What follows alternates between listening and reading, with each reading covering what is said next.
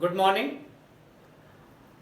गुरुत्वाकर्षण बल की इस थर्ड वीडियो में हम डेली लाइफ में गुरुत्वाकर्षण बल के जो अनुभव है हमारे उनको लेकर कुछ प्रश्नों को सॉल्व करेंगे और उन प्रश्नों को सॉल्व करते समय जो हमारी कॉन्सेप्चुअल क्लैरिटी है उसको और ज़्यादा इम्प्रूव करेंगे।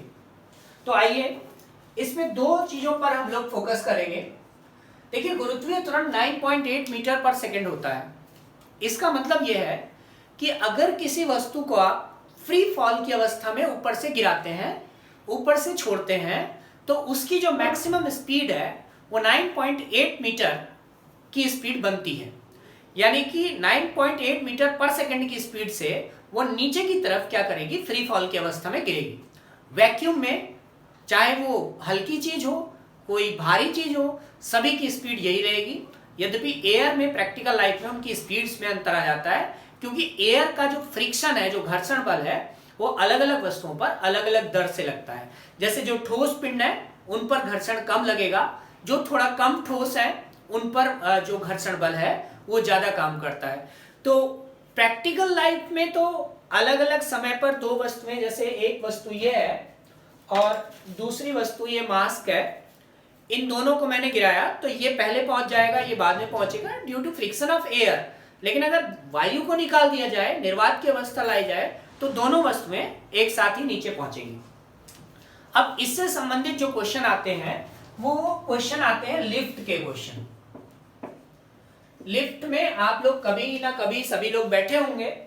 तो लिफ्ट में एक चीज होती है कि जब लिफ्ट ऊपर जा रही होती है तो हमें अपना वेट कुछ बढ़ा हुआ सा लगता है, और जब हम लिफ्ट में बैठकर नीचे आ रहे होते हैं तो हमें अपना वेट कुछ कम महसूस होता है।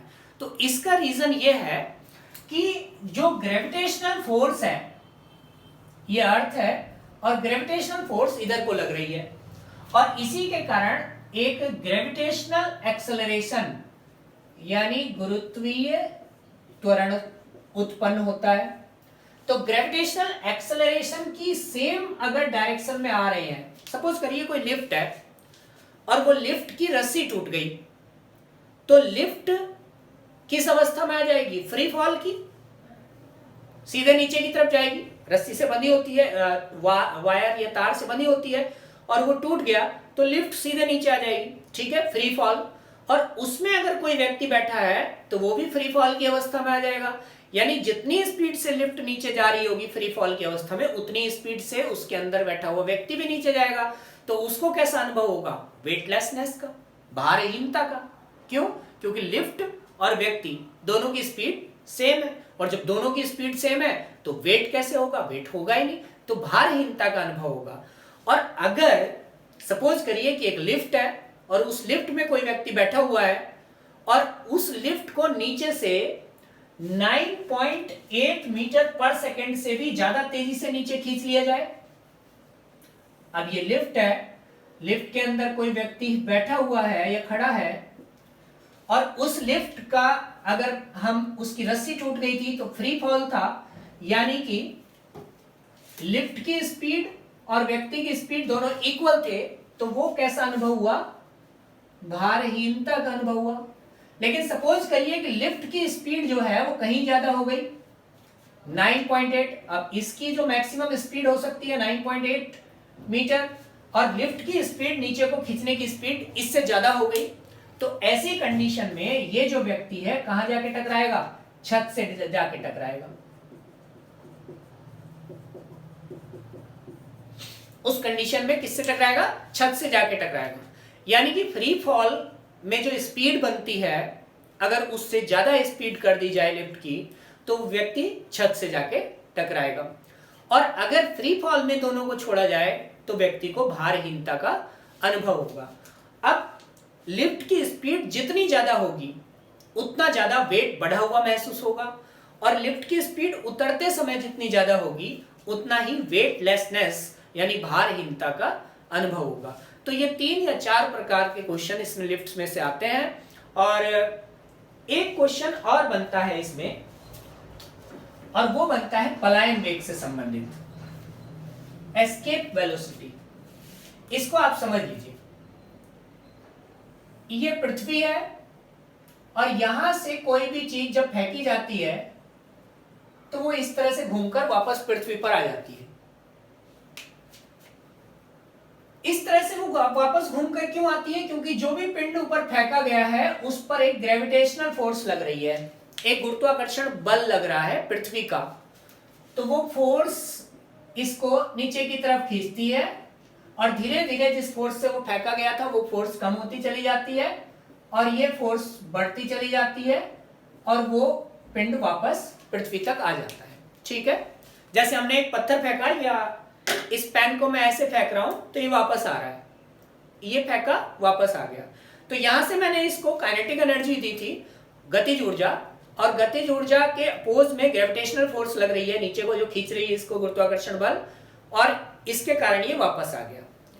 तो अगर कोई सैटेलाइट, कोई कृत्रिम उपग्रह आपको पृथ्वी से दूर मार्स पर भेजना है, जुपिटर पर भेजना है, या सन पर भेजना है, या मून पर भेजना है, तो उसके लिए एक ऐसी स्पीड चाहिए जिससे कि वो वापस लौट करना है। तो जो कैलकुलेशन है उसके अनुसार वो जो स्पीड है वो स्पीड कहलाती है पलायन वेग, यानी एस्केप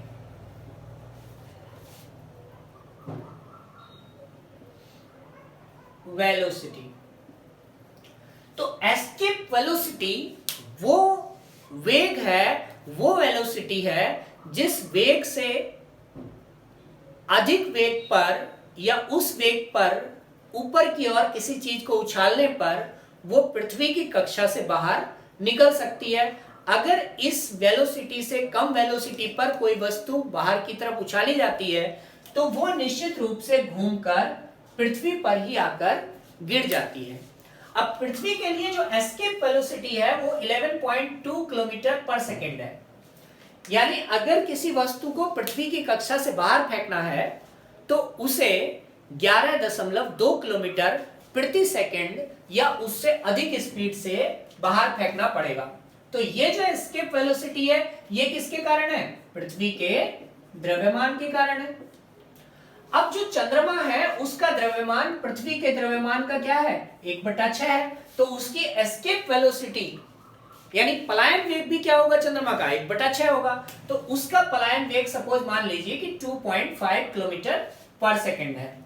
ठीक है, अब जो सामान्य गैसेस हैं, जो वायुमंडल में गैस होती है, carbon dioxide, oxygen, argon, nitrogen, hydrogen, helium वगैरह, तो इन गैसेस का जो एवरेज स्पीड होती है इसके पार्टिकल्स की वो 3.5 किलोमीटर पर सेकेंड होती है। एयर कणों की सामान्य गति कितनी है? 3.5 किलोमीटर। और चंद्रमा पर पलायन वेग कितना है? 2.5 किलोमीटर प्रति सेकेंड। तो यहां सामान्य कणों की जो गति है वो चंद्रमा के पलायन वेग से ज्यादा है, इसीलिए चंद्रमा पर कोई वायुमंडल नहीं है, क्योंकि वो जो गैसेस के पार्टिकल्स हैं उनको होल्ड नहीं कर पाता। वहां की जो एस्केप वेलोसिटी है वो कम है, इस कारण से चंद्रमा के वायुमंडल से जो कण हैं वो निकलकर अंतरिक्ष में चले जाते हैं। तो चंद्रमा का द्रव्यमान कम होने के कारण ही चंद्रमा पर वायुमंडल नहीं है। उस हर पिंड पर, हर एक उस पिंड पर अपना वायुमंडल नहीं होगा जिसकी एस्केप वेलोसिटी इससे थोड़ी ज्यादा ना हो। इतनी एस्केप वेलोसिटी तो चाहिए ही चाहिए। अब पृथ्वी पर भी अगर आप देख लो तो पृथ्वी के वायुमंडल से भी कौन सी गैसेस बाहर निकल जाती हैं? जैसे हाइड्रोजन और हीलियम, वो सबसे हल्की गैसेस हैं। उनके पार्टिकल्स की जो स्पीड है वो 11-12 किलोमीटर पर सेकेंड या उससे ज्यादा है। तो इस कारण से ही वो पृथ्वी के वायुमंडल को छोड़कर अंतरिक्ष में विलीन होती रहती है, जो हाइड्रोजन और हीलियम गैसेस हैं। तो हाइड्रोजन और हीलियम गैसेस ही यहां से बाहर एस्केप कर पाती हैं। जो भारी गैसेस हैं जैसे कार्बन डाइऑक्साइड है, नाइट्रोजन है, ऑक्सीजन है, वो एस्केप नहीं कर पाती हैं, और इसी कारण से पृथ्वी पर वायुमंडल है बट चंद्रमा पर वायुमंडल नहीं है। तो आपने इस टॉपिक में पलायन वेग और लिफ्ट से संबंधित क्वेश्चंस को समझा है।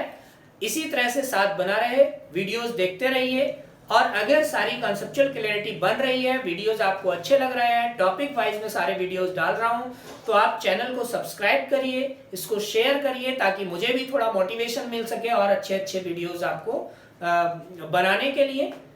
Thank you so much for supporting and watching this video. Thank you so much.